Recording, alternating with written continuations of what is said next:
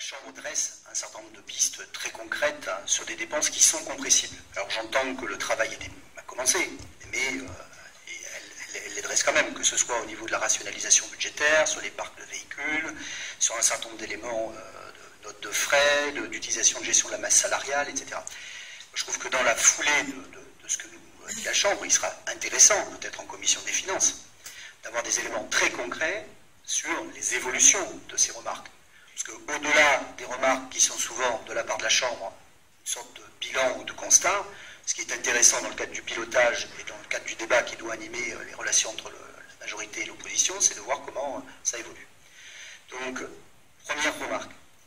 Deuxième remarque, il y a souvent, de façon récurrente dans ce rapport, des choses qui touchent à ce que la Chambre appelle le noyau dur des compétences départementales. Juste pour dire que ça nous renvoie au débat que nous avons eu juste avant, on ne va pas le reprendre, on ne va pas le refaire, mais que dans le cadre de la gestion de la collectivité départementale, bien évidemment, la question clairement posée en filigrane, et depuis elle a été tranchée par le législateur, c'est bien, ou en tout cas partiellement tranchée, puisqu'il y aura débat, mais en tout cas, c'est bien la question du périmètre d'intervention du département qui est posée. Et cette question-là, elle est éminemment politique, elle n'est pas simplement juridique. Vous l'avez dit, Monsieur le Président, il y a des compétences sur lesquelles nous n'aurons pas le choix. Mais il y a aussi des compétences sur lesquelles il y aura débat, négociation, accord éventuellement, peut-être des nouveaux niveaux de subsidiarité à trouver avec d'autres collectivités, notamment je pense au transport, parce qu'effectivement une grande région c'est bien, mais enfin les logiques de transport départementales elles ont quand même leur vocation. Bref, il y aura tout ce débat que nous aurons. Ça c'est pour s'inscrire dans la durée. Dernier élément, Jean-Marie Darmian a commencé à répondre, il a donné des éléments.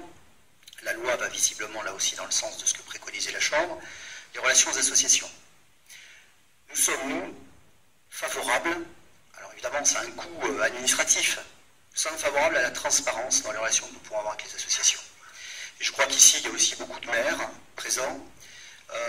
Mesurer les avantages en nature, en tout cas on les appelait comme ça de façon communément un peu extensive, en tout cas les installations, le coût des installations que nous mettons à disposition, les éléments d'entretien par le personnel municipal, c'est essentiel.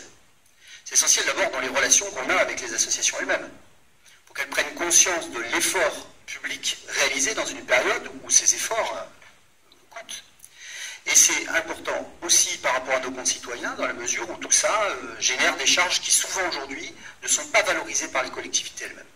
Alors on peut choisir de les valoriser, et moi je pense qu'il est bon qu'on puisse les valoriser, donc il y aura sans doute là aussi des chantiers qui ont commencé, mais sur lesquels il faudra poursuivre. Et Monsieur le Président, en marge de ce rapport, je prends une petite liberté, mais je suis quand même un peu dans le sujet, je ne voudrais pas complètement sortir. Tout à l'heure, vous aviez un air de gourmandise quand vous avez annoncé les résultats de Standard & Poor's. Alors juste vous dire qu'on s'y attendait un peu en fait. On s'y attendait un peu. Bon, je suis désolé de vous décevoir, on s'y attendait un peu parce que hier en commission, on a questionné Jean-Marie Darmian, il nous a dit qu'il ne savait rien. Je vous garantis qu'il n'a pas parlé. Et donc ça, je tiens, même sous les tortures, mais on a plutôt été, voilà. Donc, mais la façon dont il nous a dit qu'il ne savait rien nous a amené, parce que nous sommes un peu aguerris, à penser qu'il savait sans doute quelque chose. Alors, on ne peut que se féliciter des bonnes notes. Tout ça.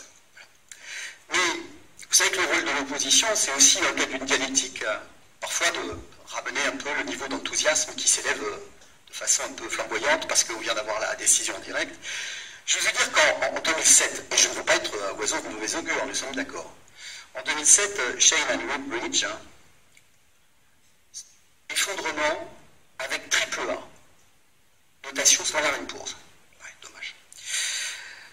En 2011, Standard & Poor's dégrade la note, mais ça vous en souvenez, la note de la France, et reconnaît dans la foulée qu'une simple erreur technique l'a amené à dégrader la note de la France, et donc avant de se raviser 2 heures après.